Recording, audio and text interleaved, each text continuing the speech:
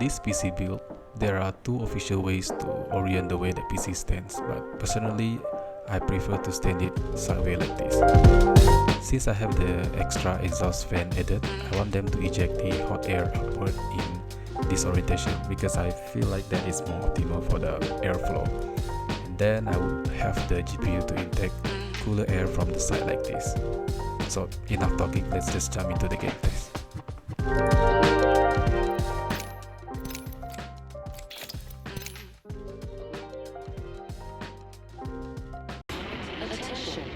First blood.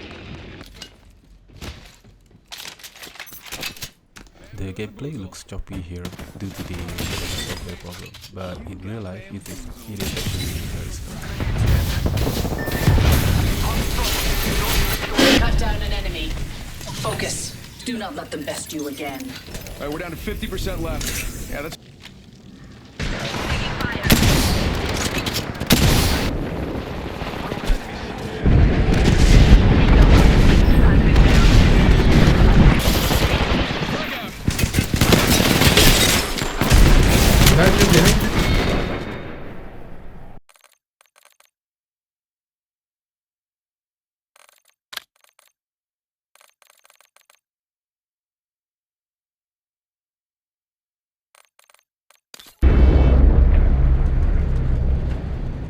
You will notice that in all the game I show here, I turn off any form of upscaling or frame generation feature. This is because I want to show the raw performance of the system without any trickery.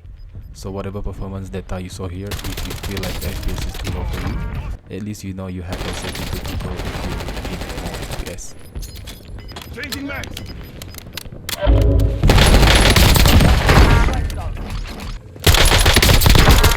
So how much difference does it make with those settings? Well, for FPS improvement it is definitely more than before, but for quality it is a mixed bag. In some game it is noticeable, even in the same game that it works well, in some scene it can be suddenly noticeable. It really depends on the game itself and its latest update. Some updates break something, sometimes it can also break something. So this is very subjective, hence why I just excluded from my testing to show the raw performance. Loading fresh max!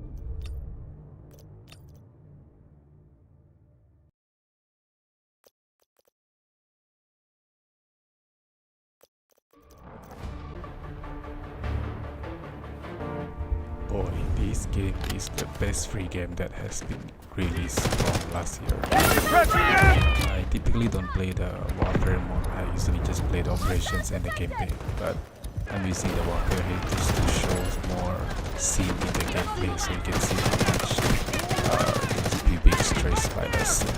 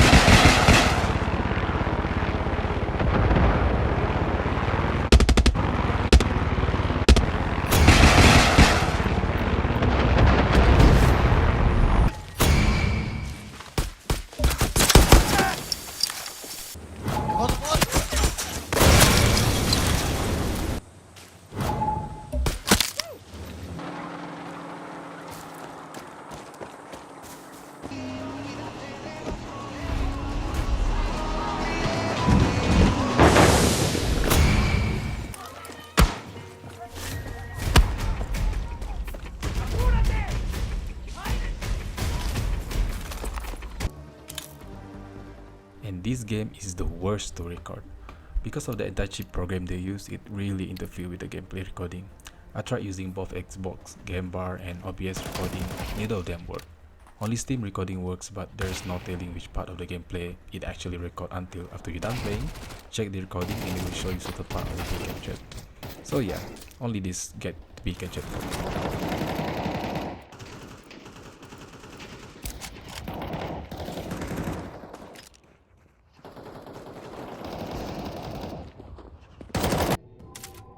For this game, just for fun, I want to compare how the system performs against ray tracing on versus ray tracing off. Since it's a slow-paced AAA game, high FPS is typically not needed for this kind of game.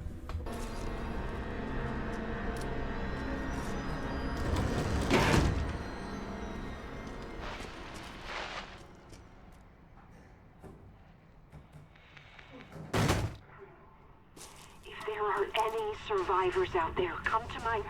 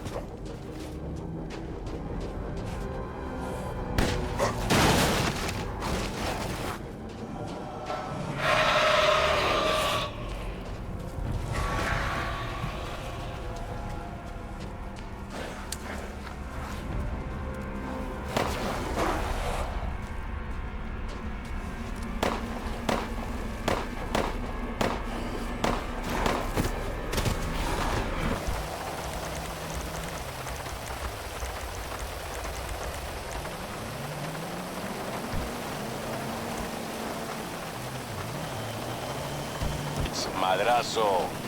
The older, more handsome one, huh? There is someone who wants to meet you, and believe me, you're in every pie in Los Santos and beyond. Meet me at LA. Vegetation rendering is usually the main struggle for our system, especially at a very high setting.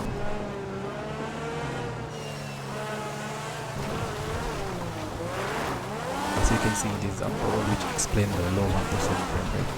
That said, you can always turn down the setting just a little bit to fix that.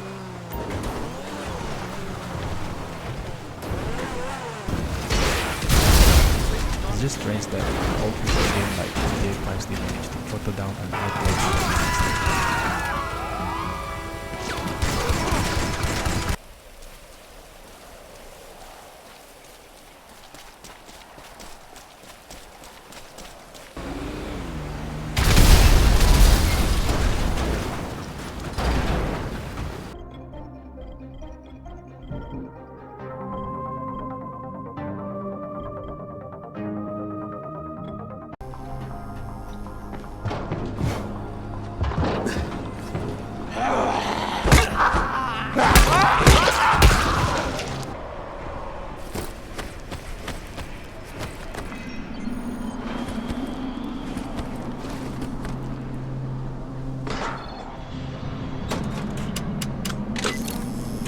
Okay, lights are all set.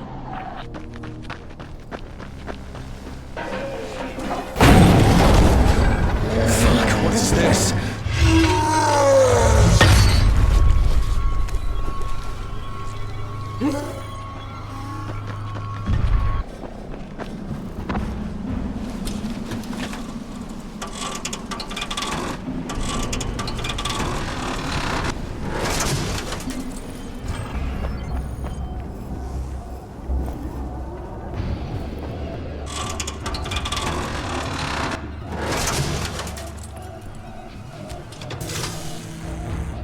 You're gonna have to spend the night there.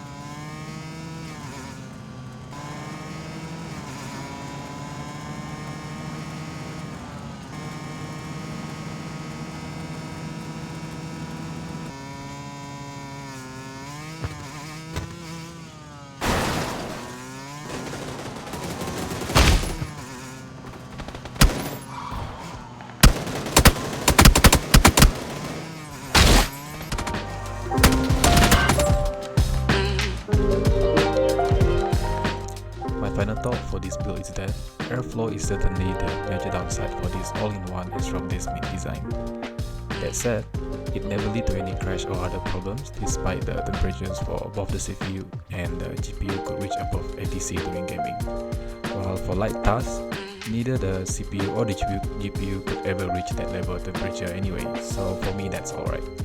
Certainly in the near future I will upgrade the PSU to an SFX or even flex type PSU to give more headroom for the CPU cooler.